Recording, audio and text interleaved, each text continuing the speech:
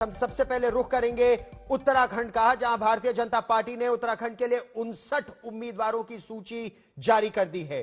मुख्यमंत्री पुष्कर सिंह धामी खटीमा से चुनाव लड़ेंगे। बीजेपी के प्रदेश अध्यक्ष मदन कौशिक हरिद्वार से चुनाव लड़ेंगे। सतपाल महाराज चौबट्टाखाल, धन सिंह रावत श्रीनगर से, गणेश जोशी मसूरी से, अरुण नौटियाल कर्णप्रयाग से, कानपुर से कुंवर रानी, ऋषिकेश से प्रेमचंद अग्रवाल चुनाव लड़ेंगे।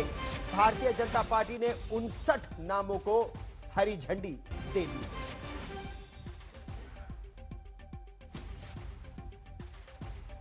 लेकिन भारतीय जनता पार्टी के लिए विपक्षी खेमे के मुताबिक समस्याएं भी बड़ी हैं। 5 वर्षों में 3 मुख्यमंत्री बदल चुकी है बीजेपी। डबल इंजन की सरकार का दावा, लेकिन उत्तराखंड एक कड़ी लड़ाई भारतीय जनता पार्टी के लिए इस समय एक बड़ी चुनौती साबित हो सकता है।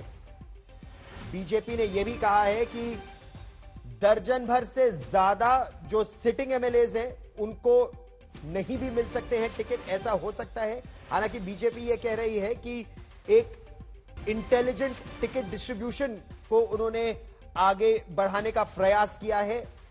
एंटी इनकम्बेंसी जहां जहां देखी गई है या जहां जहां काम ठीक नहीं हुआ है वहां कुछ टिकट काटे भी गए हैं। लेकिन 3 मुख्यमंत्री 5 वर्षों में, इसकी क्या आवश्यकता पड़ी? हालांकि रक्षा मंत्री राजनाथ सिंह इस पर भी सफाई दे चुके हैं और उनका यह कहना है कि कई मुद्दों को लेकर यह निर्णय लिया गया था जब बार बार मुख्यमंत्री बदले गए थे, ताकि जनता को सबसे अच्छा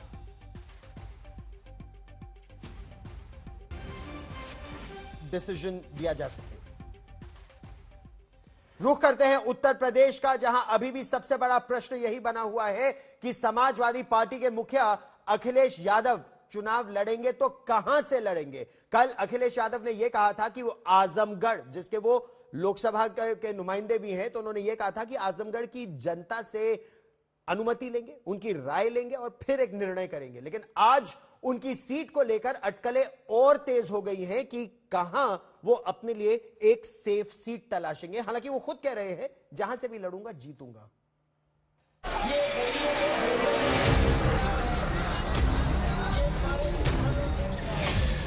अखिलेश चुनाव लड़ेंगे। मैं आजमगढ़ की जनता से कहूंगा और पार्टी जहां फैसला लेगी वहां लड़ूंगा। अखिलेश कहां से लड़ेंगे?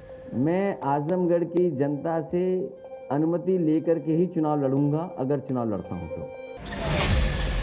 अखिलेश कब लड़ेंगे? बीजेपी की तारीख अगर आपको पता हो तो हम अपनी तारीख बता दें। समाजवादी पार्टी तय करेगी कहां चुनाव लड़ें, लेकिन क्योंकि समाजवादी पार्टी आगे है, समाजवादी पार्टी आगे है तो आगे ही रहेंगे हम भी। 3 सवाल और तीनों के जवाब खुद अखिलेश की जुबान से, लेकिन जवाबों की तासीर ऐसी कि एसपी अध्यक्ष ने समर्थकों, विरोधियों और मीडिया को भी करीब करीब उलझा ही दिया। कैसे, ये समझिए। जिस आजमगढ़ की जनता से राय लेने की बात अखिलेश कर रहे हैं, वहां चुनाव 7वें चरण में है। योगी आदित्यनाथ की सीट गोरखपुर में चुनाव 6ठे चरण में है, लेकिन अखिलेश कह रहे हैं कि वो योगी से पहले भी लड़ सकते हैं। मैं आजमगढ़ की जनता से कहूंगा और पार्टी जहां फैसला लेगी वहां लड़ूंगा। और चुनाव पहले होना चाहिए, योगी जी से पहले लड़ लें चुनाव। मैं आजमगढ़ की जनता से कहूंगा और पार्टी जहां फैसला लेगी वहां लड़ूंगा। और चुनाव पहले होना चाहिए, योगी जी से पहले लड़ लें चुनाव। यानी कल की सीधी सादी कहानी में नया नया मोड़ आ चुका है। मोड़ ये कि अखिलेश के नाम पर अब पश्चिमी यूपी की 3 सीटों की चर्चाएं तेज हो गई हैं। ये सीटें हैं मैनपुरी की सदर सीट, कन्नौज की छिबरा माऊ सीट, आजमगढ़ की गोपालपुर सीट। कहीं भी लड़ जाएंगे समाजवादी पार्टी जीत जाएगी। लेकिन सवाल ये है, ये लोग जाने वाले लोग हैं। ये स्टूल लेकर के रहे, पूरे अपने कार्यकाल 4.5 साल निकाल दिया। 4.5 साल अपमानित हो रहे डिप्टी सीएम, अपमानित हो रहे। अपमानित होने वालों का कोई जवाब नहीं देंगे। लेकिन अखिलेश आजमगढ़ जाएंगे या मैनपुरी या कहीं और, वो खुद अपनी रणनीति पर असमंजस बनाए हुए हैं। मैं आजमगढ़ की जनता से अनुमति लेकर के ही चुनाव लड़ूंगा, अगर चुनाव लड़ता हूं तो। नहीं, आजमगढ़ की जनता से अनुमति इसलिए लेनी पड़ेगी, वहां के लोगों ने मुझे जिताया है। वैसे तो पश्चिमी उत्तर प्रदेश समाजवादी पार्टी का ही गढ़ माना जाता है, लेकिन 2017 के विधानसभा चुनाव में चली बीजेपी की आंधी में सारे समीकरण धराशायी हो गए थे। बीजेपी को पश्चिमी यूपी की 97 सीटों में 44.4% वोट के साथ 82 सीटें हासिल हुई थी। वहीं एसपी को 19.5% वोट के साथ 9 सीटें हासिल हुई थी। लेकिन इस बार किसान आंदोलन के असर और एसपी-आरएलडी गठजोड़ के चलते अखिलेश को अपनी खोई हुई जमीन कुछ हद तक वापस पाने की उम्मीद है। यही वजह है कि पश्चिमी यूपी से अखिलेश की किसी भी दावेदारी पर बीजेपी निशाना साध रही है। उत्तर प्रदेश के पूर्व मुख्यमंत्री और समाजवादी पार्टी के वर्तमान अध्यक्ष श्री अखिलेश यादव जी अपने परिवार में ही सफल नहीं हैं और प्रदेश के मुख्यमंत्री के रूप में भी असफल रहे हैं, सांसद के रूप में भी असफल हैं और उनको इतना लंबा समय, भारतीय जनता पार्टी प्रत्याशियों की पहली सूची आई, हमारे माननीय मुख्यमंत्री जी का, मेरा भी नाम पहली सूची में आया, लेकिन अभी भी कहते थे कि हमने बड़ा विकास किया है। जो विकास योजनाएं आती थी उस पर स्टिकर चस्पा करने का काम कि हमने ये शुरू किया है, और कोई विकसित क्षेत्र उनके द्वारा जो विकास किया गया उस क्षेत्र से उनके अंदर चुनाव लड़ने की हिम्मत नहीं हो रही है। वैसे अखिलेश कहीं से भी लड़े, 403 सीटों की चुनावी बिसात में उनकी मौजूदगी कहीं से भी अहम होगी। अखिलेश का ये सीधा संदेश होगा यूपी की जनता को कि योगी आदित्यनाथ की सरकार और बीजेपी की नीतियों के खिलाफ लड़ाई में वो सबसे बड़े लड़ाका है। कुमार अभिषेक के साथ आज तक प्रियंका मौर्य भी बीजेपी में शामिल हो गई है। रायबरेली से कांग्रेस की जो विधायक है अदिति सिंह, उन्होंने भी कांग्रेस से इस्तीफा दे दिया है। अदिति सिंह लगातार भारतीय जनता पार्टी के साथ ही रही हैं, लेकिन अब उन्होंने चुनाव करीब आने पर विधायक पद से भी इस्तीफा दे दिया। और इस समय ये 3 तस्वीरें आपके सामने हैं, भागम भाग सपा और कांग्रेस दोनों से बीजेपी की ओर।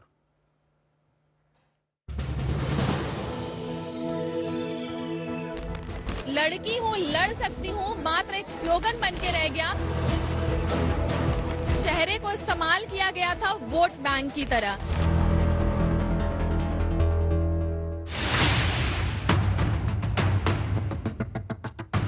वो कभी कांग्रेस की पोस्टर गर्ल थी, लेकिन अब वो बीजेपी में शामिल हो गई हैं। कांग्रेस की लड़की हूं, लड़ सकती हूं अभियान का चेहरा रही प्रियंका मौर्य देश की सबसे पुरानी पार्टी का साथ छोड़कर अब बीजेपी में है। आज लखनऊ में यूपी बीजेपी ज्वाइनिंग कमेटी के चेयरमैन लक्ष्मीकांत वाजपेयी की मौजूदगी में प्रियंका बीजेपी में शामिल हुई। होम्योपैथिक डॉक्टर, समाज सेवी और नेशनल यूथ कांग्रेस की महासचिव, सरोजनी नगर के अध्यक्ष नेकी की दीवार, एक जो अभियान विशेष चला है, और राष्ट्रीय कोऑर्डिनेटर संजीवनी इंडियन रोटी डॉक्टर प्रियंका मौर्य का हम सभी अभिनंदन करते हैं। मेहनत करिए, हम पूरी मेहनत से अपनी विधानसभा में लगे हुए थे और मैंने वो रिपोर्ट्स भी जारी की है जहां पे मेरा टॉप पे नाम है। उसके बावजूद अगर मुझे टिकट नहीं मिलती है और सब कुछ प्री प्लान था तो ये गलत हुआ है और उसी के खिलाफ ये लड़की आज आवाज उठा रही है। मेरे मन में आया कि महिलाओं के लिए कुछ करना, और सबसे बड़ी चीज क्या कर सकते हैं हम, क्या आपको समझा सकते हैं। जब से कांग्रेस ने टिकट का ऐलान किया था, प्रियंका आहत चल रही थी। उन्हें उम्मीद थी कि कांग्रेस ने पोस्टर गर्ल बनाया है तो चुनाव मैदान में भी उतारेगी, लेकिन ऐसा हुआ नहीं। अब वो कांग्रेस के खिलाफ आग उगल रही हैं। आदेश दिया गया कि आप मेहनत करिए, मेहनत हम करते हैं। रिजल्ट भी अच्छा, एग्जाम अच्छा गया, रिजल्ट अच्छा आया, रिपोर्ट में सब जगह डॉक्टर प्रियंका मौर्य लिखा हुआ है, फिर भी मुझे मौका नहीं मिला। इस चीज की मुझे शिकायत है कि मैं टॉप पे रहते हुए भी अगर मुझे मौका नहीं मिला गया, मुझे प्रमोट नहीं किया गया, तो ऐसे पार्टी में अपना समय वेस्ट करना किसी भी कोई भी इसका मतलब नहीं है। और लड़की हूँ, लड़ सकती हूँ मात्र एक स्लोगन बन के रह गया, क्योंकि आज कांग्रेस पार्टी में जिस तरीके से लड़कियां अपने हक के लिए लड़ रही हैं और कोई सुनने वाला नहीं है, वहां अपना समय व्यर्थ वेस्ट करना उसका कोई तथ्य नहीं है। देखिए, प्रियंका का आरोप है कि टिकट बांटने में कांग्रेस में धांधली हुई है, जबकि कांग्रेस इन आरोपों से साफ इनकार कर रही है। प्रियंका की सबसे बेसिक प्रॉब्लम क्या थी कि वो लास्ट 3 महीने से कांग्रेस की सदस्यता उन्होंने ली थी। इस वजह से इनको, और जो क्योंकि हमारे पास सर्वेयर और ऑब्जर्वर लगे हुए थे, उसमें वो फुलफिल नहीं कर पा रही थी अपने को। भरसक उन्होंने प्रयास बहुत किया, अच्छी महिला है, सोशल वर्कर है, सब कुछ है, लेकिन हर जगह महिलाओं को दे दिया जाएगा तो ऐसा तो 403 है, फिर 100% की बात नहीं, हमने 40% की बात की। यूपी चुनाव में प्रचार की अगुवाई कर रही प्रियंका गांधी वाड्रा का पूरा फोकस इस बार आधी आबादी पर है। इस क्रम में कांग्रेस ने लड़की हूं लड़ सकती हूं का अभियान शुरू किया। महिलाओं को 40% टिकट देने का ऐलान किया। आने वाले विधानसभा चुनाव में उत्तर प्रदेश में कांग्रेस पार्टी 40% टिकट महिलाओं को देगी।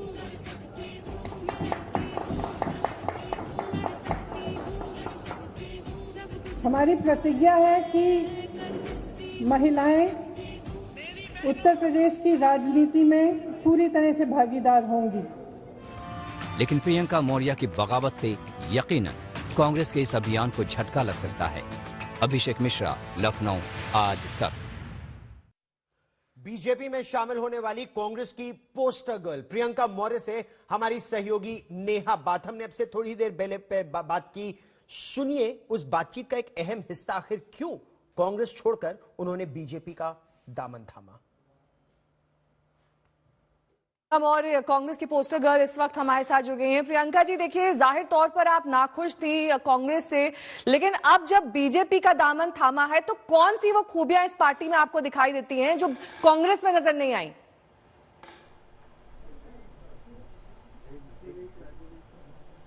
देखिए, मैं एक अच्छी सोच के साथ मैं कार्य कर रही थी। मैं डॉक्टर हूं और पिछले 5-6 साल से लगातार मेहनत से लोगों के बीच में जा रही हूँ, कार्य कर रही हूँ और पॉलिटिक्स मैंने ज्वाइन की थी कि ताकि मेरे मदद का दायरा बढ़ सके।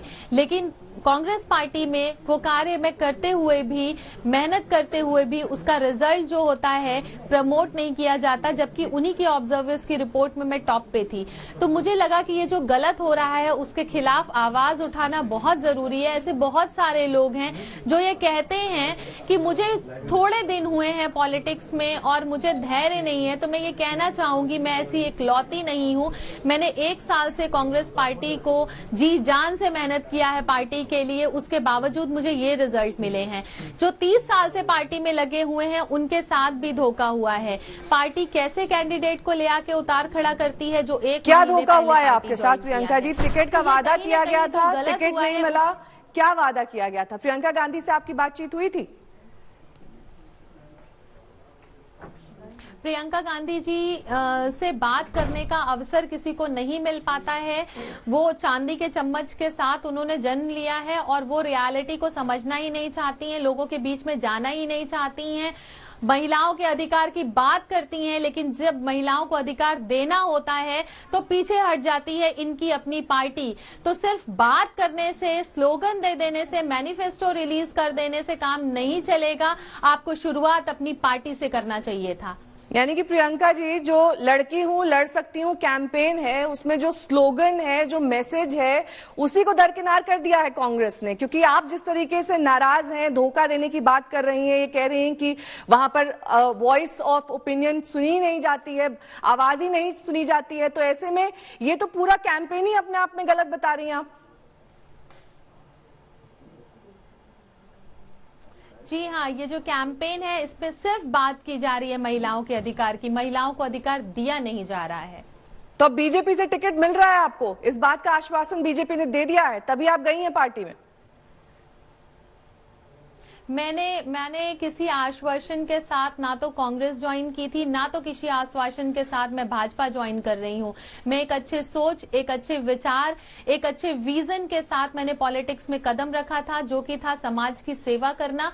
और प्रशासनिक तरीके से, संवैधानिक तरीके से मैं चाहती थी कि जब मेरी मदद का दायरा बढ़ेगा तो मैं लोगों तक और भी ज्यादा पहुंच पाऊंगी और उनकी जो परेशानियां हैं उनका निवारण कर पाऊंगी। लेकिन जिस तरीके से मेरे साथ धोखा दिया गया गया, मुझे मौका नहीं दिया गया, उसका मैंने उसी समय पे खंडन किया, उसी समय पे मैंने उसका विरोध किया और एक अच्छे फिर उसी विजन के साथ मैंने बीजेपी ज्वाइन की है और माननीय योगी जी, मोदी जी के जो भी आदेश होंगे उसके अनुसार मैं आगे कार्य करूंगी।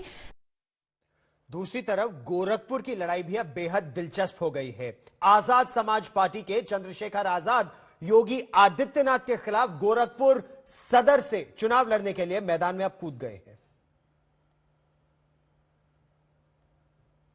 मुझे अभी पार्टी का आदेश हुआ है कि आपको गोरखपुर सदर लड़ना है और मैं भीम आर्मी और आजाद समाज पार्टी के का जो आदेश है हमारे नेताओं का, मैं उसका सम्मान करूंगा और मैं गोरखपुर चुनाव लड़ने जा रहा हूँ। गोरखपुर सीट को क्या मुद्दे रहेंगे और क्यों चुना गया है उसे? पिछले 5 साल में जो अन्याय, अत्याचार, जुल्म जाति बहुजन समाज के लोगों ने उत्तर प्रदेश में सही, उसके लिए सिर्फ एक वे शख्स जिम्मेदार है, वो है मुख्यमंत्री योगी आदित्यनाथ। क्या स्थिति रहेगी आपकी, किस तरीके से उनका मुकाबला करेंगे? मैं समझता हूँ उनका मुकाबला करने के लिए कुछ है ही नहीं। जब चुनाव शुरू होगा तो मुख्यमंत्री जी किसी और जगह जा ही नहीं पाएंगे, वहीं चुनाव लड़ेंगे। और अभी मुझे खबर मिली कि एक अधिकारी का फोन आया कि आपकी गिरफ्तारी हो सकती है, तो मैंने उनसे कहा कि फांसी चढ़ा दीजिए, लेकिन अगर मुख्यमंत्री सोचते हैं कि मैं डर जाऊंगा तो मैं नहीं डरूंगा।